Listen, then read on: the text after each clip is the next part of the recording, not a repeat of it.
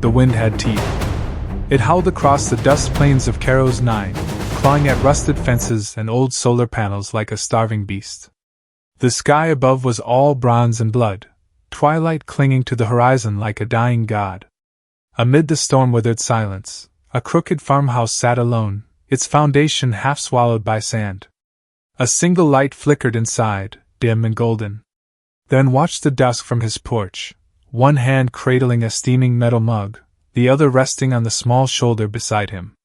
Luma, his 8-year-old daughter, squinted up at the sky, her nose wrinkled as she pointed a tiny finger toward a distant shimmer. "Papa," she whispered, "something's falling." He followed her gaze, a streak of fire cleaving the sky. It wasn't a meteor. He knew the difference. That thing was angled, controlled, crashing. His eyes narrowed. The mug hit the railing with a dull clang as he stood up. "Inside, Lumi." "But—" "No buts." She pouted, but obeyed, slipping into the creaky front door. Byrne was already moving. The wind pulled at his coat as he mounted his old desert bike, a cobbled-together machine with half a solar core and twice the guts. The falling object disappeared behind the horizon ridge, a faint tremor echoing seconds later. He knew the protocol. The war had left all kinds of debris in the system, drone husks, lost escape pods, and worse. But deep down, in that part of a man that still listens to instinct over reason, he knew this wasn't scrap. Something, or someone, had survived. The crash site hissed like a wounded animal. Scorched rock steamed under the shattered bulk of a silver craft, not human Federation design, but sleeker, almost organic, like it had been grown rather than built. One wing was sheared off, engines melted into slag. The cockpit blinked softly, as if in pain. Thurin moved carefully. His boots crunched over shattered glass and cooling metal. He had a repair kit slung over one shoulder, an old revolver at his hip, more a habit than protection. He paused near the cockpit, heart thudding. A sound came from within. Not mechanical. A voice. Weak. Feminine. Sharp with static. He pulled back a chunk of hull with a grunt. The cockpit seal gave with a hiss of pressurized air, and the smoke spilled out like a ghost. And then, she emerged. Curled against the pilot's seat, blood glistening from her shoulder, not red, but indigo black. Her skin shimmered violet in the flickering emergency lights, a strange opalescence under the soot. Long dark hair framed a face both alien and heartbreakingly beautiful, sharp cheekbones, silver lashes, lips trembling with confusion and rage. Her gaze met his. A pause, thick and breathless. "You are not military," she rasped, voice tinged with a dozen dialects. "No, ma'am," Byrne replied carefully. "I require extraction. Closest evac station is 400 clicks, and there's a sandstorm due in 6 hours. Your ship's not flying, and you're bleeding. Bad." She tried to stand, collapsed, one leg buckling. He caught her before she hit the floor.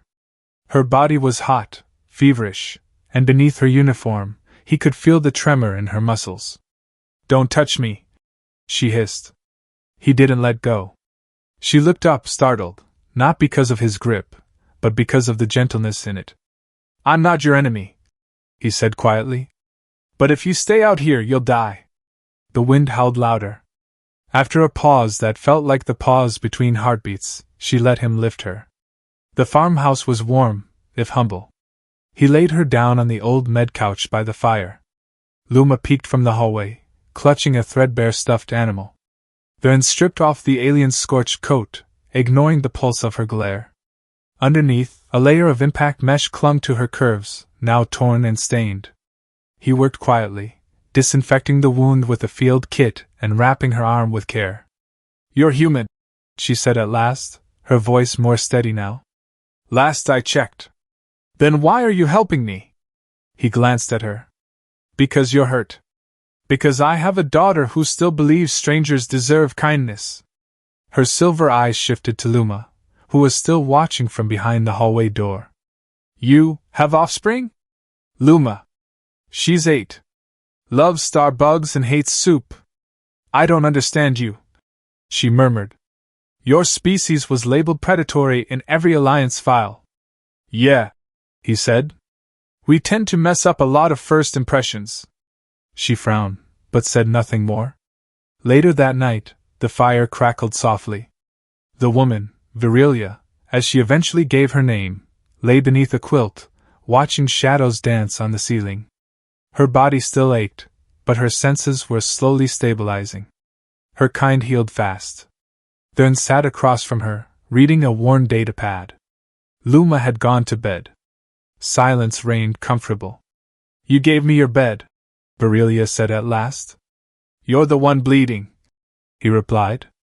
In my culture, this act implies mating intention. He raised an eyebrow. In mine, it means I was raised right. A beat. I find your resistance to self-interest confusing. That's fair, he said. Most people do. She watched him, studying the rough lines of his jaw, the old scars on his hands, the gentle strength behind his silence. In her world, males were tools, beautiful, bred for war or pleasure, nothing more. But this man, this strange, plain, infuriating man, had touched her with kindness and no claim. She felt something stir in her. Not just gratitude. Something deeper. Something dangerous. She turned her face from the fire, but her breath came faster. And when she closed her eyes, it was his hand she imagined, not holding tools, but touching skin. She did not know why. But she was beginning to want. The desert storm began just before midnight. It came without warning, a wall of dust and shrieking wind that devoured the world in one breath. Sand lashed the farmhouse like claws, windows rattling in their frames. Outside, the air became a swirling soup of ochre and ash. No one sane would dare go out. Inside, the fire pulsed warm. Thurn had double-latched the storm shutters, checked the energy cells, and made sure Luma was safely tucked in. Now, he stood near the hearth, watching the orange glow flicker over the sleeping form of the alien woman sprawled on his old couch. Virilia was not asleep. Her body lay still, but her mind refused rest. She was used to silence. Her people valued discipline and order above all. But this was a different silence. It breathed. It watched her back. She felt it in the cracked walls, in the way the fire snapped, in the distant murmur of Luma's dreams through the bedroom door. Most of all, she felt it in him, the human who had touched her without claim, stitched her wound, and asked for nothing. Virilia sat up slowly, her silken hair spilling over her shoulders like twilight. Her wound was sealed now, the skin still tender, but healing. She didn't feel weak. If anything, she felt restless. She found him in the kitchen, washing an old metal pot. Your offspring sleeps soundly, she said quietly. Then glanced back. Yeah. Storms calm her somehow. I used to think it was magic. You let her call me Mama V. He smiled faintly. She named you. Not me. And you allowed it. Why not? You scared her less than most. Virilia tilted her head. You do not treat me as a threat. Why? Thurn dried the pot with a rag, then set it aside. You don't talk like a soldier. You bleed like the rest of us. And you let my daughter call you Mama. That's enough. She took a step closer. Her bare feet made no sound on the wooden floor. What if I am dangerous? He looked at her, not with fear, but with something she didn't understand. Something that made her chest tighten. Then I'd rather die from kindness than live in suspicion, he said softly. She stared at him. Her species had long discarded such ideas. Kindness was inefficient. Suspicion was survival. But standing here, in this strange and fragile home, with a man who smelled like desert air and engine grease, she suddenly felt tired of survival. What is your mate status? She asked bluntly. Thurn blinked. Widowed. 3 years now. And you have not engaged in coupling since? He raised a brow, drying his hands. That's personal. I require personal, she said, stepping closer. Her body now stood within reach, close enough for him to feel her warmth. Her skin shimmered faintly, and her scent, not perfume, but something natural, like crushed violet leaves, curled around him like invisible smoke. He didn't answer. Not out loud. But something in his eyes shifted. She moved closer still, now barely an inch from his chest. Your people desire intimacy. Mine offer it as tribute. I propose an exchange. His throat bobbed. You're serious? My kind does not joke. Theron's eyes scanned her face, the fierce cheekbones, the full lips parted slightly, the flicker of something beneath her polished exterior. Want. Need. Not obligation. I'm not a trade post, Virilia, he murmured. And I don't do things without meaning them. Her eyes narrowed. You refuse? I want to. Hell, I want to. But not like this. She paused. The rejection was not cruel, it was intimate. No one has ever said no to me, she admitted. You're not a conquest, he said. She turned her face slightly. Her breath trembled. And then, unexpectedly, she laughed. It wasn't loud or mocking. It was quiet, like glass cracking in sunlight. A brittle sound of something ancient finally breaking. You humans are illogical, she said. You aliens are exhausting, he replied. They stood in silence. And then, without thinking, she reached out. Her hand touched his chest, fingers brushing the cloth of his shirt, feeling the heat beneath, the slow and honest beat of his heart. Her voice dropped to a whisper. I do not wish to feel alone tonight. Theron looked down at her hand. Then at her. The way the firelight curved around her cheekbones. The slight tremor in her fingers. She wasn't offering sex. She was asking for shelter, not from the storm outside, but from the one she carried in her bones. He reached up and gently placed his hand over hers. Then stay, he said. But just stay. She nodded. And that night she didn't return to the couch. She slept, for the first time in her adult life, in the arms of a male who did not take. Who didn't demand. Who didn't need to conquer her to make her his. And Aurelia, war-born and steel-hearted, curled against Theron's chest with her head on his shoulder, her breath evening into something softer than surrender. The wind outside had softened into whispers. Inside the farmhouse, the fire had burned low, casting long shadows across the floor. Wooden beams creaked in rhythm with the quiet breath of night. Every sound had meaning here, a universe away from steel corridors, hollow orders, and empty ritual.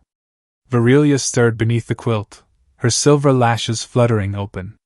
Warmth. She hadn't felt warmth like this in, ever. The pillow beneath her cheek was not cloth. It was Theron's chest. Solid, slow, human. His arm rested protectively over her side, not possessive, but present. She could feel the rhythm of his heart beneath her ear, a metronome of something grounding, something terrifyingly real. Her people would call this unstrategic vulnerability. But here, in this small home of dust and kindness, she felt safer than any armed convoy she'd commanded. And that made her ache. Theron shifted slightly in his sleep. A soft groan escaped him, not of pain, but of weariness. The sound brushed her skin like breath. Virilia's eyes traced his jawline, the small scar on his throat, the laugh lines that made no sense on a man so young. She reached up cautiously, her fingers brushing his unshaven chin. He stirred. His eyes blinked open, soft brown, slow to focus. But when they landed on her, they didn't flinch. They didn't question. He simply asked, "You okay?" She didn't answer. Instead, her hand moved, tracing the center of his chest, stopping over the heartbeat that had cradled her through the night. "I was taught that closeness weakens focus," she murmured. Theron's brow furrowed. "And now?" Her eyes met his. "Now I fear I will kill to protect this feeling." Something electric passed between them. She leaned forward, slowly, as if testing gravity. Their foreheads touched. Her breath trembled as it mingled with his. No ceremony. No command. Just two lives brushing past each other at the edge of survival. He cupped her cheek, thumb brushing the curve of her jaw. I'm not made for one-night bonds, Virilia, he whispered. She gave a slow, deliberate nod. Nor am I. A beat. Then he kissed her. It was not lustful, not yet. It was hesitant, reverent, like opening a sealed chamber in an ancient ruin. His lips brushed hers like a secret shared too late, like rain over fire. And then her hands were in his hair. And then his arms were around her, pulling her gently on top of him as her legs straddled his hips, the quilt slipping away like a forgotten lie. Her skin was radiant in the dying firelight, violet gold, flush with heat. Darren's fingertips brushed the soft lines of her back, tracing alien curves with human reverence. She felt seen in a way she had never imagined, much less desired. She broke the kiss only long enough to whisper, "This is not duty. This is need." He responded by pulling her tighter, their bodies pressing fully, no gaps now, no logic left between them. The first tear came from her. She didn't know why. Perhaps because it was the first time her body was not a tool. Perhaps because he asked nothing, yet gave her everything.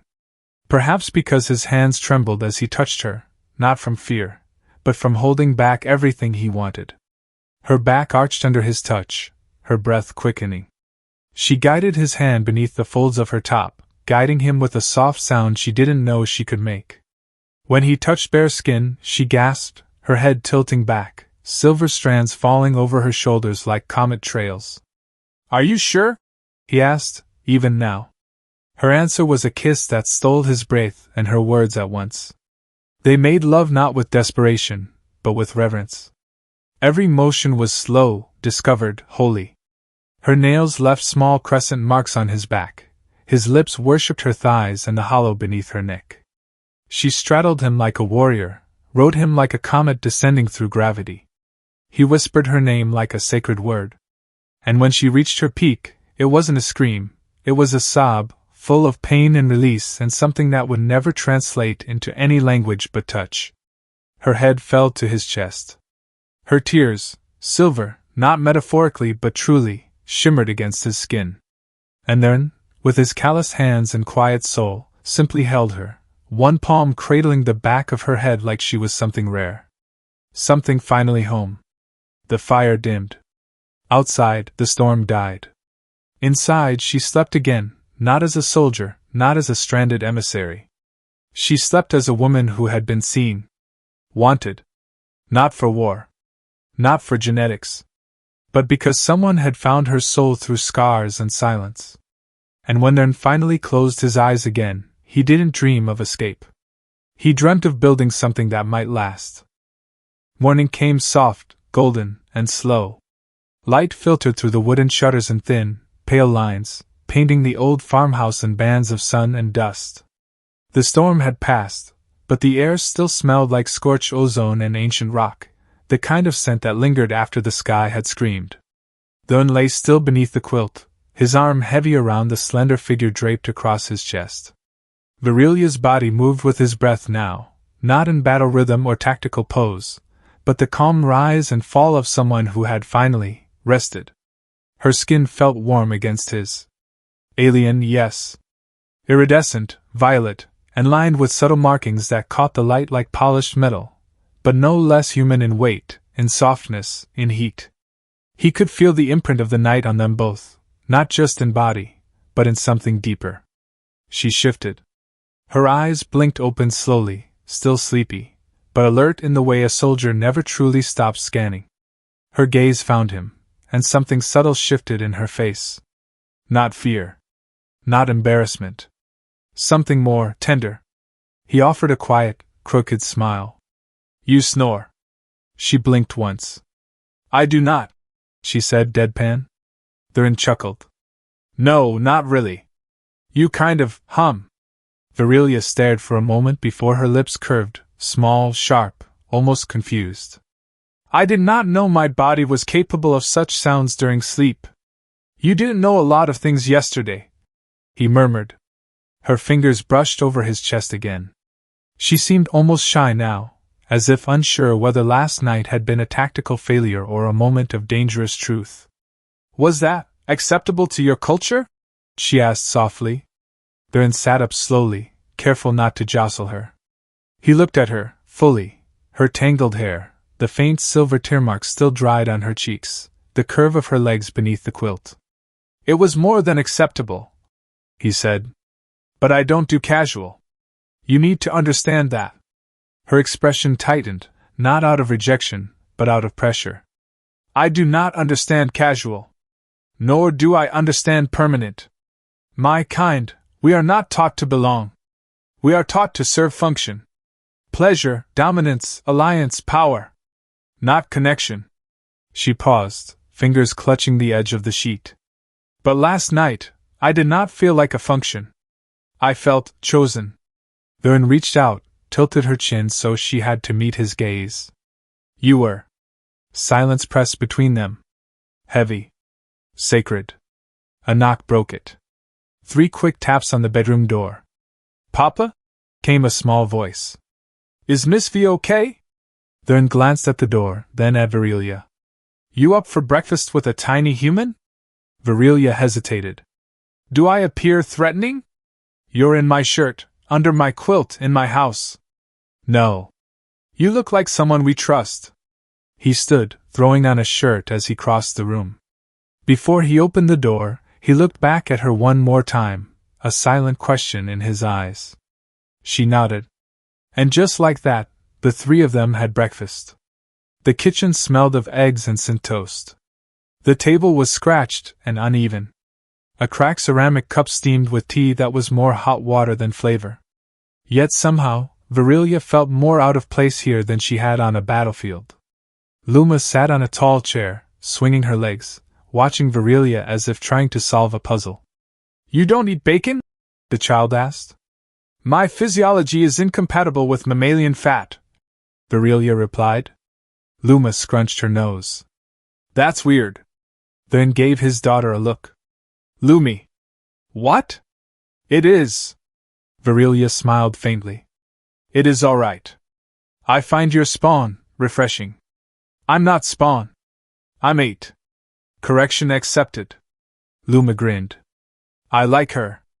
Virelia stared at the child, so small, so open.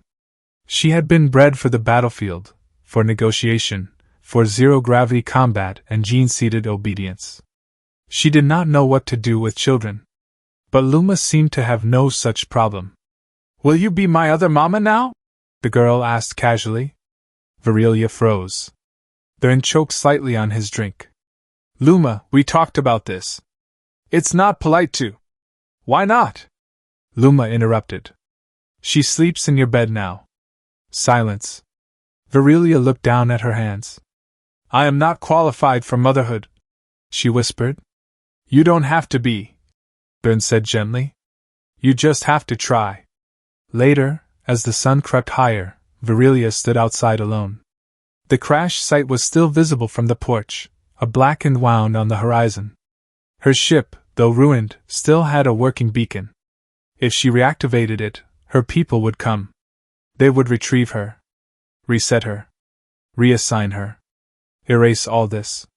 She stood in the sand, wind teasing her hair, the warmth of last night fading beneath the sharp whisper of duty. A part of her wanted to run. To pretend this never happened.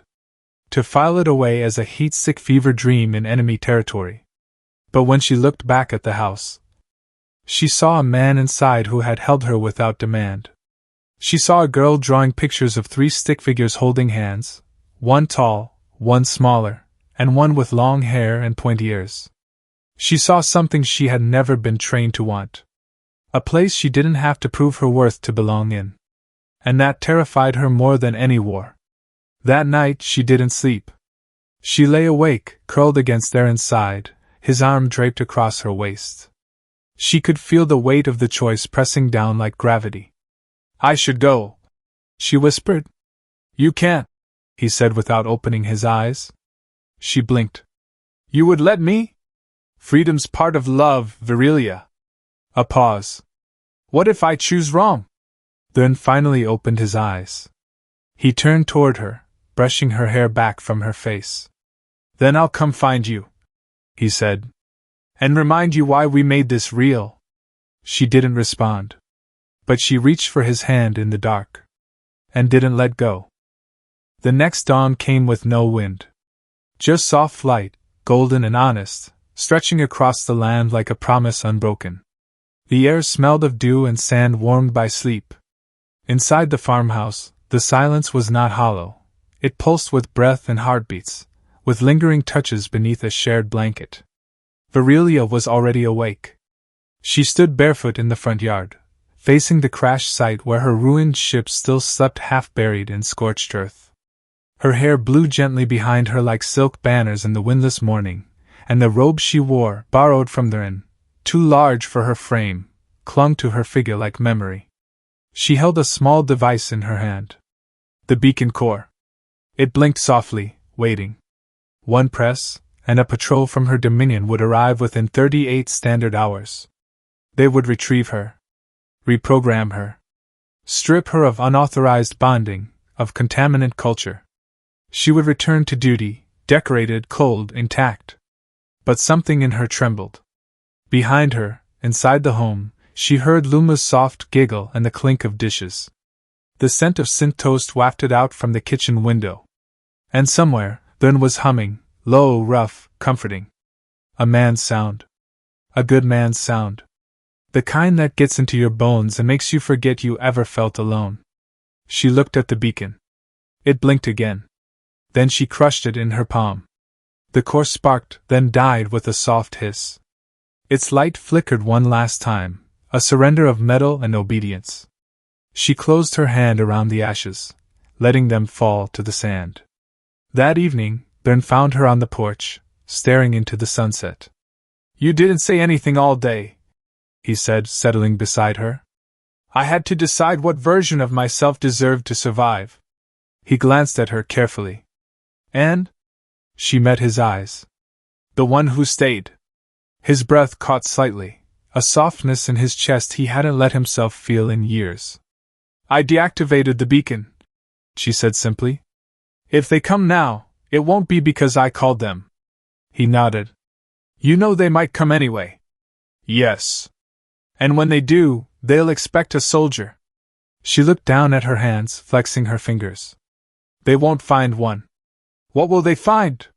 She hesitated, then whispered. "A woman. A mother. A mate." Bern looked at her, then slowly reached over and took her hand. "I'm not good at big declarations, Virelia," he murmured. "I fix things. I cook badly. I raise a daughter who refuses to wear matching socks." She smiled faintly. "But if you're staying, you should know. I won't let them take you." "I know. And I don't need vows or ceremonies. Just this." He lifted her hand to his chest, pressing it over his heartbeat. "You already live here." She leaned against him, the edge of her cheek fitting into the hollow of his shoulder. "I would accept a union ritual," she said softly. He blinked. "You mean, like marriage?" "In your terms, yes. In mine, it's a bonding. Eternal bed-sharing, mutual defense, soul inheritance, and legal integration." He blinked again. "That's oddly romantic." She tilted her head. "There is also a formal blade duel involved." He laughed. "Let's skip that part." Agreed. The next day, she wore white. Not because it was a tradition from her people, but because Luma insisted it was. What mamas wear when they get married. The dress was stitched from old silk curtains, pinned in place with wire, beads, and love. Virelia stood under the same sky she'd fallen from, holding the hand of a human who had touched her in ways no weapon ever could. Bern didn't wear a suit. He wore his work clothes, clean, patched, honest. Their union was not public. No guests. No priests. Just them. And Luma, holding a bouquet of desert flowers and beaming like the whole galaxy had finally spun the right way. "Do you want to say vows?" Bern asked awkwardly. Virelia stared at him for a moment. Then said, "I vow to hold your breath in battle. To wake to your skin in all seasons. To accept failure with you. To melt. To rage. To kneel beside our daughter's bed when she cries. To bury our fears and bloom in their place." Bern swallowed hard. "I vow to fix your ship, burn your enemies, and love you even when you snore. I do not snore. You hum. Luma giggled. They kissed. The wind blew. And somewhere far above, in the cold, quiet space between stars, an unanswered beacon kept blinking, until it, too, dimmed and died. That night, they made love again. This time not with fire, but with peace. Her body didn't tremble out of fear anymore. His hands didn't hesitate. Her legs wrapped around him like roots searching for soil, and he gave himself to her not as a savior or rescuer, but as a partner. After, they didn't speak. They lay wrapped in sweat and silence, listening to the low hum of crickets and the slow rise of the moon. I have killed for less than what you've given me, she murmured. I'd die for less than what you've become. She pressed her lips to his chest. And for the first time in her life, Virilia believed she belonged to something stronger than duty. Weeks passed, and with them came changes neither of them had expected. The desert began to bloom. Not with flowers, though a few rare blooms peeked through the sand after early rain, but with laughter. With small, ordinary things. Luma's drawings pinned to the walls. New tools hanging from hooks then had built. A strange glowing fruit Virilia grew in pots near the window. A silver shawl drying on a clothesline. She still trained at dawn, her movements sharp and precise. But now, Luma joined her, mimicking every slash and pose with a toy stick, giggling between every spin. Then watched from the porch, sipping his mug, always smiling. He had repaired part of her ship, repurposing the hull into a storage shed and greenhouse. It was no longer a monument to war. It was part of their home. And Virilia? She had begun to change in ways not even her creators could have predicted. She smiled more, not just with her mouth, but with her eyes. She no longer corrected idioms or calculated every emotional reaction. She laughed. She scolded Luma for tracking sand indoors. She wore Theron's shirts in the morning and hummed strange alien melodies while cooking. At night, she curled into his arms like she had always belonged there. And every now and then, when she woke up before dawn, she would simply stare at the ceiling and whisper one phrase. I never knew I was alive until I fell. But peace never lives alone. One day, while foraging with Luma, Virilia felt it, the low tremor in the ground, a vibration in her inner implant. A patrol ship. Cloaked. High altitude. Her kind. She pressed Luma against her side and whispered, Home. Now. Run. The girl obeyed. Virilia looked up and saw it, barely visible. Sleek, obsidian, predatory. Circling. Scanning. Her old name, the one she was branded with at birth, echoed through a secret neural channel. Unit VXR9. You have not responded to central summons. Status rogue. Return for debrief. She closed her eyes. And replied not with fear, but with clarity. Status free. The ship hovered a moment longer, then blinked out of sight.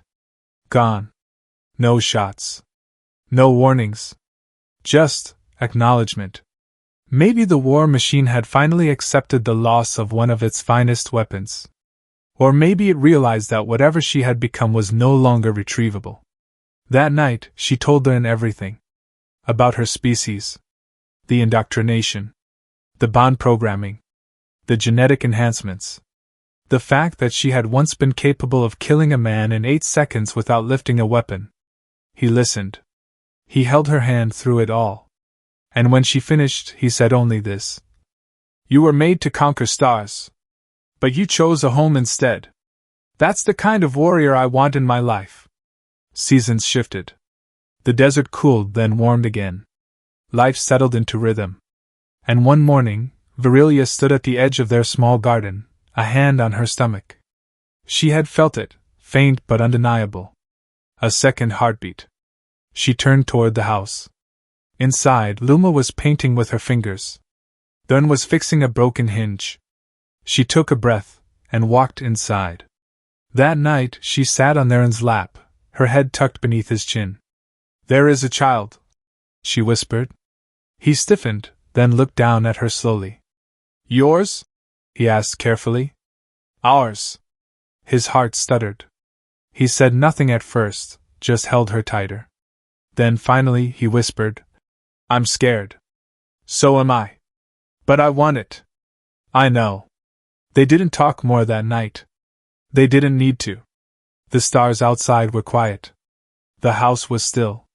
And within the walls of that small, dust-covered home, a new future quietly bloomed, not built from command codes or genetic design, but from hands held in the dark, and breaths shared between broken survivors.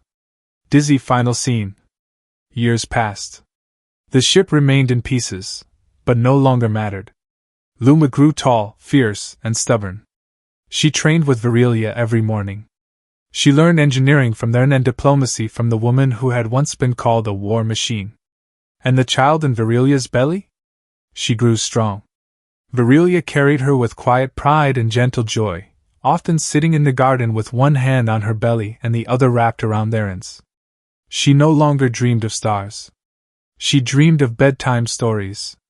Of baby laughs. Of planting more glowing fruit. Of making her own legends, ones not built from fire, but from family. Glowing star, the last lines. One evening, Bern looked at her under the fading light, their children laughing in the background. Do you miss it? He asked. The stars? Virelia shook her head. They never touched me the way you did. He kissed her forehead. She smiled, leaned against his chest, and whispered, I fell from the sky, and finally landed where I belong.